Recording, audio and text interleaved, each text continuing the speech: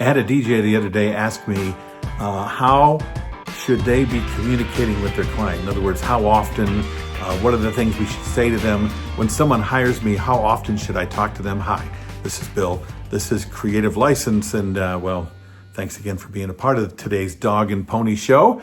My sponsors, of course, are Electro Voice, DJ Event Planner, Disc Jockey News, Perfect Portals, Promo Only, and of course, my workshop, The Entertainment Experience. So, how often should you work with your clients? How much should you communicate? How about as much as necessary? That's it's kind of like asking an engineer, well, what do I need to do here? And he says, it depends. But the same sort of thing. It does depend. It depends on how much you want to know and how well you want to know your client. If if you're doing things like, let's say somebody says to you, well, what kind of music are you going to play at the event? You say, well, I'm going to play this kind of music because, hey, they're these kind of people, and every kind of person like that likes this sort of thing. So I know my demographic. Well, if you're working towards your demographic, you don't really know your client, do you? So if you're not talking to your client about music, you should.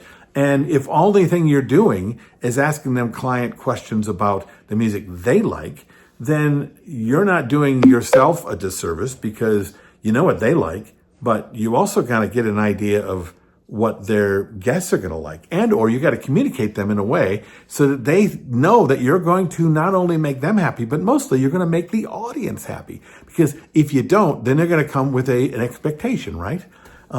Let's say you don't ask about an uncle, but an uncle at the thing is going to be doing a speech, and all of a sudden that day he's going to do a speech at the wedding. Well, how come you know this just now? Well, probably because you didn't ask enough questions. You didn't get to know them enough. Now, it's not a good thing or a bad thing, right? You can be as communicative as you wish, but if you want to be able to have a client that understands and believes that you understand them better than anybody, then the more that you get to know them, the better. And that's just kind of just getting to know people. I know when I say this sort of thing, I've got people say to me, well, give me a list of questions to ask. Well, no, not because I don't want you to have my list, because there's not a list. I want you to be curious enough about the people you're working for so that you ask what's necessary to be able to make sure that you got this for them.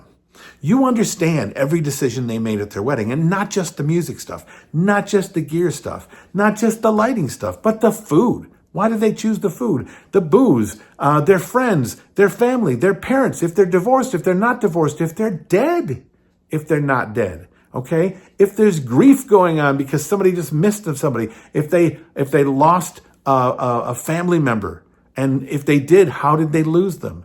I mean, yes, I know that people are worried about asking intrusive questions or questions that are going to make people feel badly, but honestly, if I don't know that the mom and dad are divorced and the mother of the bride has lost a father and she's very sensitive to that and will not for any reason talk to her ex-husband. If I don't know that, there's a million things that I can do wrong at their wedding because I don't know. And they're not necessarily just going to share this with you unless you ask. And this is just one thing. So getting to know people in a way that you can truly serve their actual needs, what matters in their heart, in their mind, because that's why they're doing this. They're doing an event, a personal event like a wedding or a birthday party, because it means something in their heart.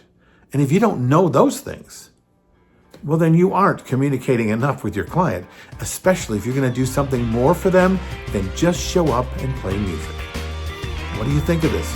Write down your comments below. This is Bill. This is Creative License, and I'll see you next week.